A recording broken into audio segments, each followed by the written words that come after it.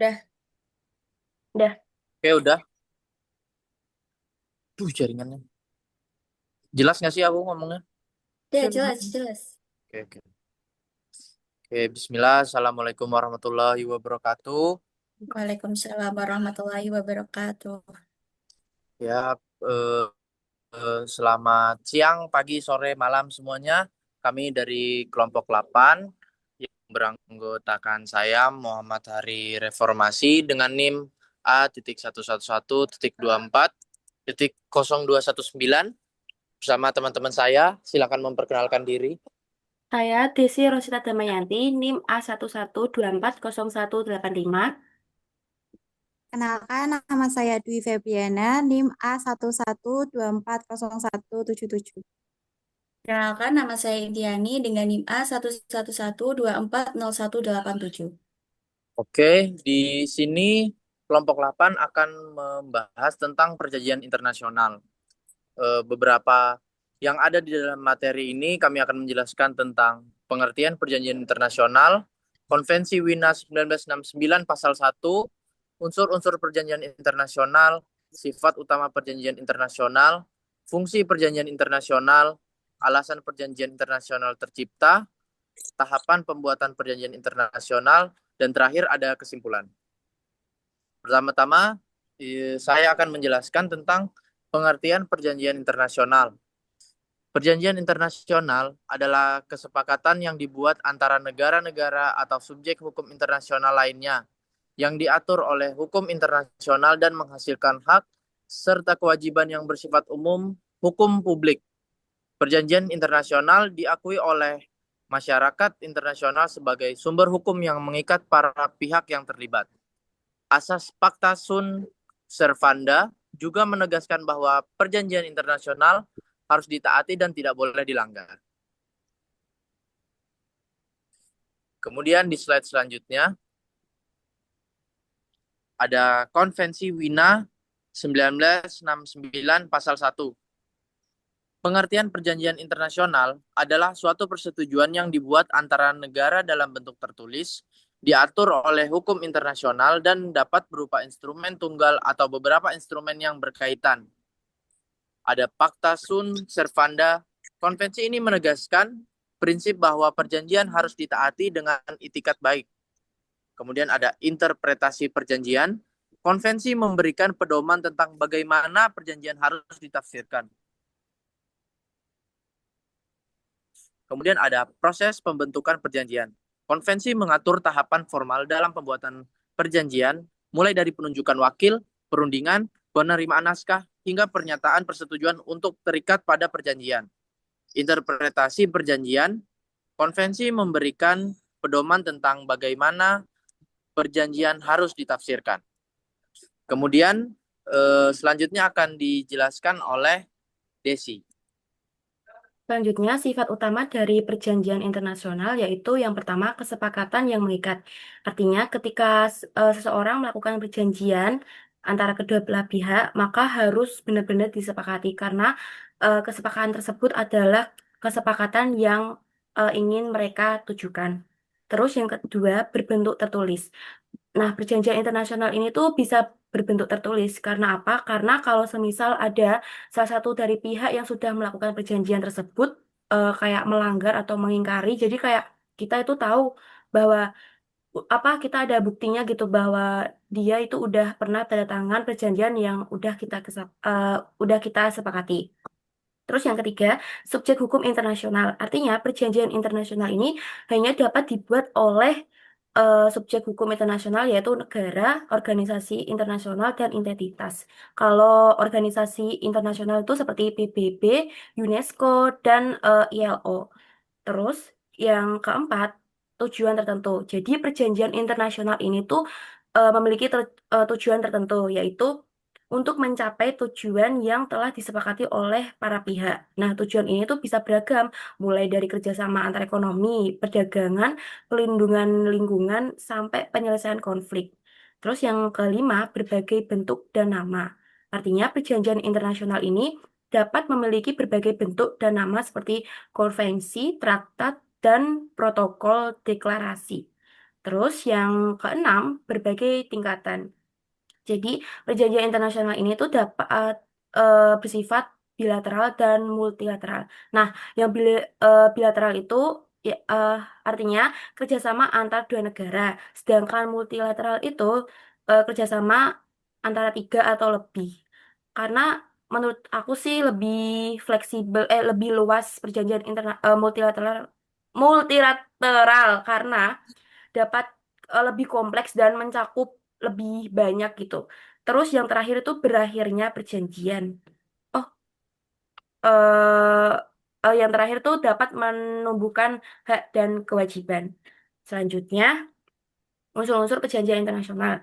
Yang pertama, kata sepakat. Artinya, ketika apa seseorang sudah melakukan perjanjian itu tadi yang udah aku jelasin, maka seseorang tuh harus menyepakati perjanjian yang sudah dibicarakan secara dua belah pihak. Terus yang kedua, subjek hukum internasional, yaitu yang tadi aku jelasin, yang bisa melakukan perjanjian internasional itu seperti negara, organisasi internasional atau entitas lainnya yang diakui memiliki kapasitas untuk membuat perjanjian internasional.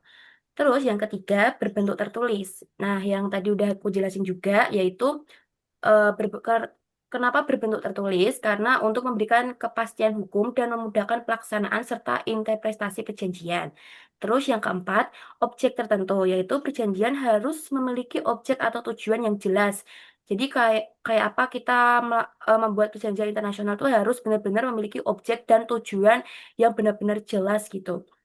Terus yang terakhir, tunduk pada hukum internasional, yaitu perjanjian internasional ini harus diatur dan tunduk pada ketentuan hukum internasional yang memberikan dasar hukum dan kerangka kerja bagi pelaksana perjanjian. Selanjutnya, eh, bakal dijelasin sama Febri. Ya, selanjutnya itu ada fungsi perjanjian internasional. Ada satu, mengatur hubungan antar negara.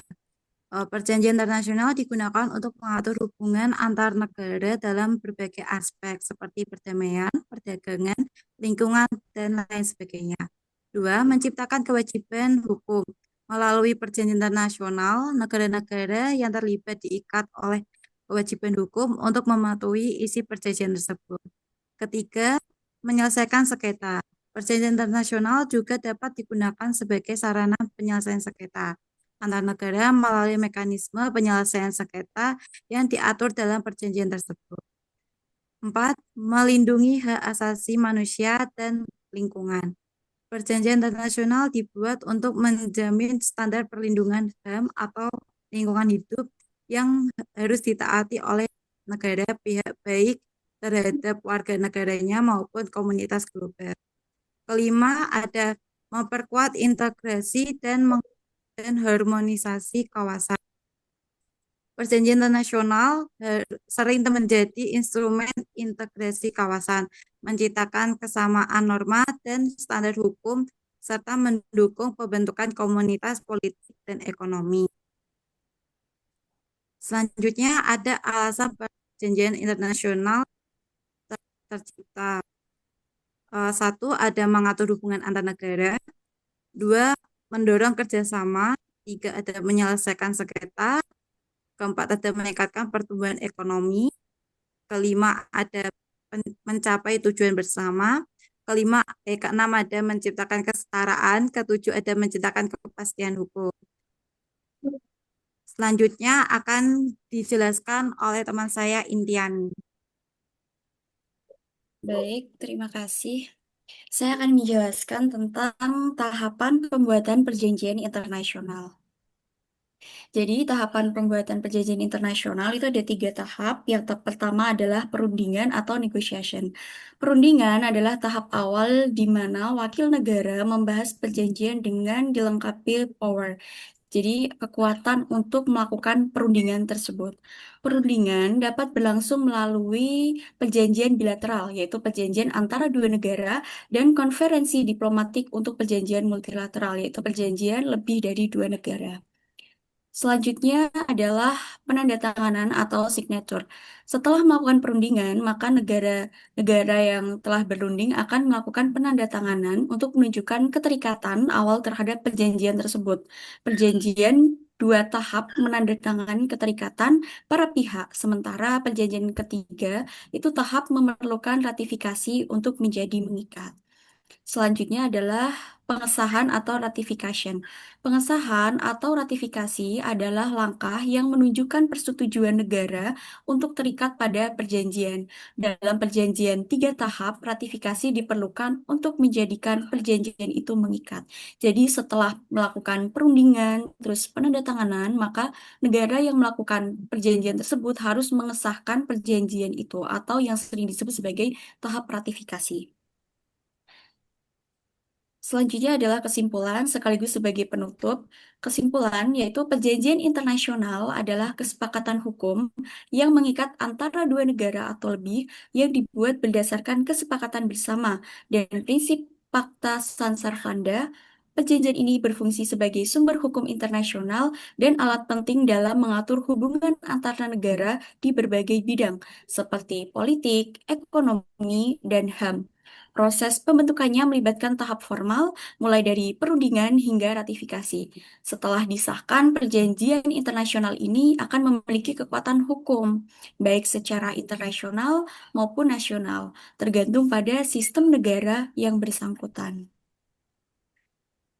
Baik, saya kembalikan kepada moderator.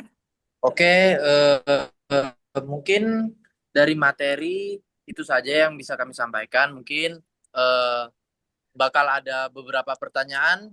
Mungkin dari teman-teman ada yang bingung, entah ada yang kurang jelas. Tapi kita coba jawab ya. Mungkin ada pertanyaan yang bakal keluar itu salah satunya, bentar.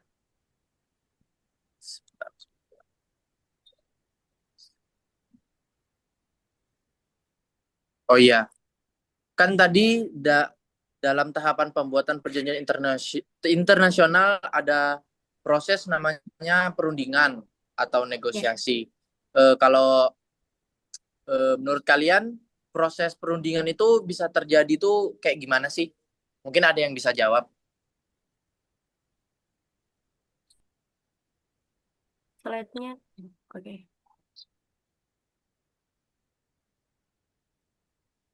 Hmm, Mungkin Inti mau jawab? Oh, boleh, boleh. Jadi gini ya, sebelum melakukan perundingan, sebuah negara tuh pasti ada diskusi dulu nggak sih? iya, Ya, betul. diskusi Betul dulu. kan? Ya, jadi Terus kayak kayak bikin diskusi itu naskah untuk gitu nggak sih surat-suratnya dulu gitu. ya surat-surat ya surat-surat yang di apa ya, yang dibuat oleh sebuah negara supaya bisa menjadikan surat itu untuk perundingan begitu ya. Ya. Jadi Ah, aku mau bantu jawab sedikit mengenai apa tahapan sebelum terjadinya perundingan itu kira-kira apa aja gitu ya. Yang pertama itu mungkin dari sebuah negara atau organisasi itu akan mengusulkan ide atau gagasannya terkait dengan hal apa yang akan dibahas dalam perjanjian tersebut. Terus yang kedua itu kayak penjajakan awal. Jadi kayak negara-negara itu melakukan komunikasi informal. Jadi bentuknya kayak lebih ke eh, menyatakan minat atau ketertarikan terhadap kerjasama.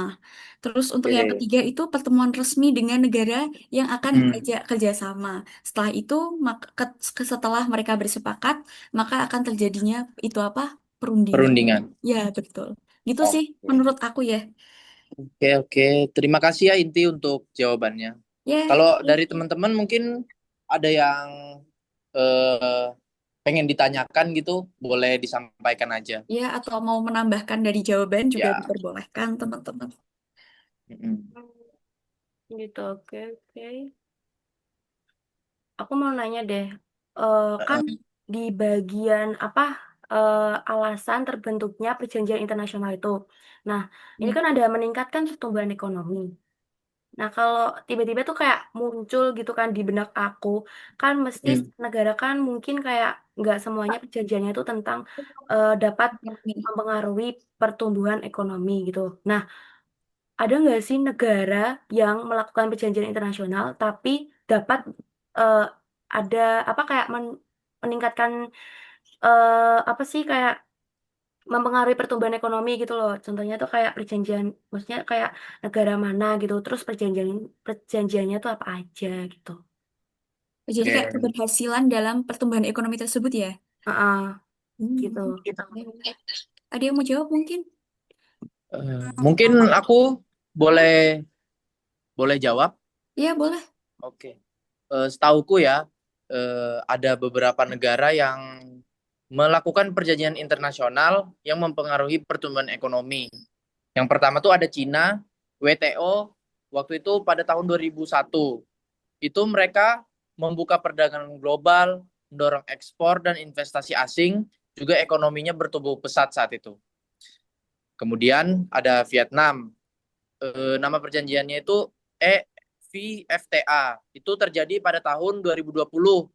Isinya itu tentang perjanjian dagang dengan Uni Eropa, memperluas pasar ekspor dan meningkatkan PDB. Kemudian yang ketiga tuh setauku ada dari Meksiko. Nama perjanjiannya adalah NAFTA atau USMCA. Itu mereka melakukan perjanjian yang isinya akses bebas bea ke Amerika Serikat dan Kanada. Mereka mendorong industri manufaktur dan ekspor.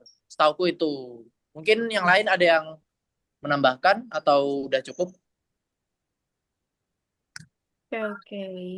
Cukup Ya. sih. Cukup sih jawabannya. Ya. Mungkin ada yang lain. Yo, ada yang mungkin masih kurang jelas bisa ditanyain aja biar kita bisa diskusi gitu loh. Iya. Febri kalau mau nanya, Boleh mau nanya terakhir kah? Boleh, boleh. nanya. Iya. Hmm, dalam unsur perjanjian internasional itu kan disebutkan bahwa aturan bentuk tertulis, ya kan? Namun apakah ada bentuk perjanjian internasional yang tidak tertulis gitu? Oke, yang lain ada yang mau jawab? Menurutku sih ya, kalau sebetulnya perjanjian itu kan bisa bentuk tertulis maupun tidak Hmm, tertulis gitu kan. betul. Tapi kalau bentuk tertulis itu menurut aku lebih kuat buktinya Oh, gitu. Kalau hmm. tidak tertulis kan kita mau cari bukti gimana ya? Susah Ya, sih ah, menurutku. Betul, betul. Hmm. Tapi dari teman-teman gimana? Kalau dalam perjanjian tidak tertulis? Contohnya tuh kayak apa sih perjanjian yang tidak tertulis tuh? Kayak ngomong-ngomong dong gak sih kayak dijanji-janjiin kayak Iya Kardus. sih, bisa betul. sih, bisa. Mungkin ada yang mau jawab, soalnya kayaknya aku eh, kurang tahu ya kalau di bagian itu. Mungkin yang lain ada yang bisa jawab. Tadi apa Pep pertanyaanmu Pep? Pertanyaanku kan yang dalam unsur perjanjian internasional itu kan disebutkan bahwa aturan bentuknya itu kan tertulis. Namun Mm-mm. apakah ada bentuk perjanjian internasional yang bentuknya itu tidak tertulis? Pasti ada sih, mm-mm. pasti ya, pasti ada. Kayak kesepakatan yang dimana kesepakatan itu mungkin tidak dituliskan gitu kan, kayak lisan doang gitu loh. Mungkin sebelum terjadinya perjanjian atau penandatanganan, mungkin mereka udah ada kesepakatan dalam bentuk lisan gitu. Terus Dirapatkan. kemungkinan juga ada apa ya praktek atau komunikasi antar dua negara yang akan melakukan perjanjian tersebut. Jadi sebelum mereka melakukan kerjasama, mereka mungkin akan melihat dulu tuh bagaimana sih kerjanya itu kayak gimana gitu loh.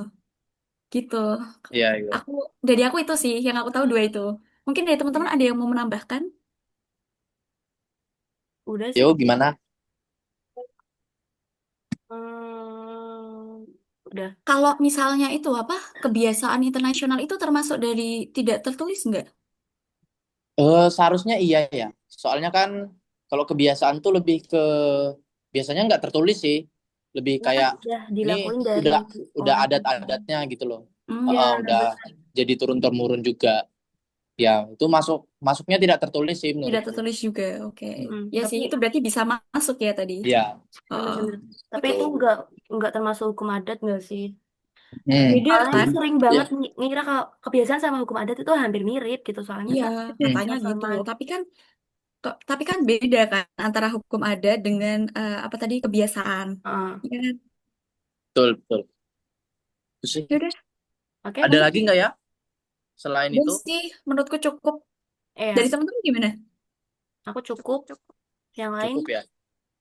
Kalau dari aku sih udah cukup juga. Mungkin beberapa pertanyaan tadi yang mungkin bakal teman-teman tanyain lah kalau misalkan kita presentasinya offline gitu. Ya sih, Ya, betul. Heeh, menurutku udah cukup sih. menjawab semua semua unsur lah. Gak ada gak ada yang perlu ditanyain lagi. Ya mungkin aku sebagai moderator eh, berterima kasih untuk teman-teman yang sudah menyempatkan waktunya untuk presentasi malam ini. Mohon maaf apabila ada kekurangan ataupun kesalahan kata dari kelompok kami. Semoga semoga materi yang disampaikan bisa menjadi wawasan lah untuk teman-teman semua yang ngebaca nanti. Ya, sekian dari kelompok 8. Assalamualaikum warahmatullahi wabarakatuh. Waalaikumsalam Waalaikumsalam warahmatullahi wabarakatuh. warahmatullahi Terima kasih wabarakatuh. semuanya. Terima kasih semuanya. Selamat malam. Oke.